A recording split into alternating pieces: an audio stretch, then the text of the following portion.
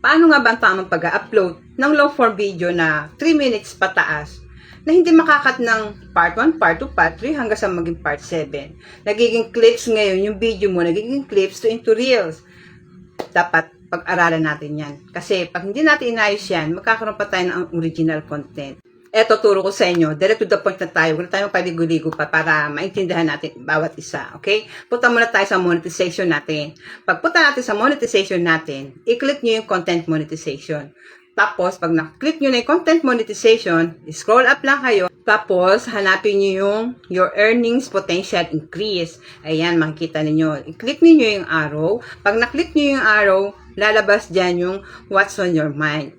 Diyan kayo mag-upload ng long form video na umaabot ng 3 minutes pataas.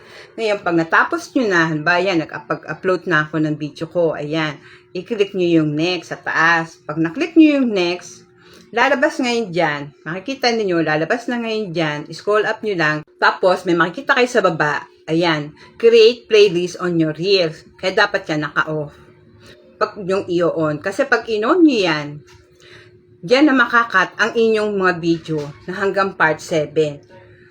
Kailangan naka-off. Pinakita sa akin wala siyang on, diba? Kasi ibig sabihin niya, naka-off yan.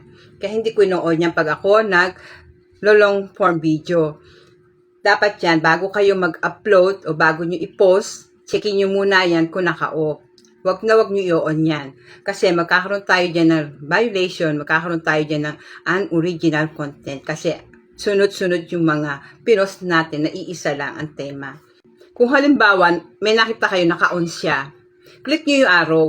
Pag click nyo ng arrow, doon yung makikita na yung on and off. I-off nyo lang. I-swipe nyo lang yung ano niya para ma-off yung playlist niya para hindi mahati yung inyong video sa mga reels.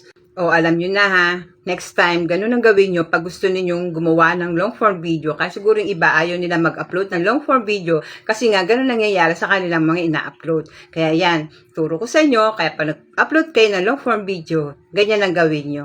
Kaya pag na-off nyo na, saka nyo i-post ang yung long form video. Okay na? Bye-bye!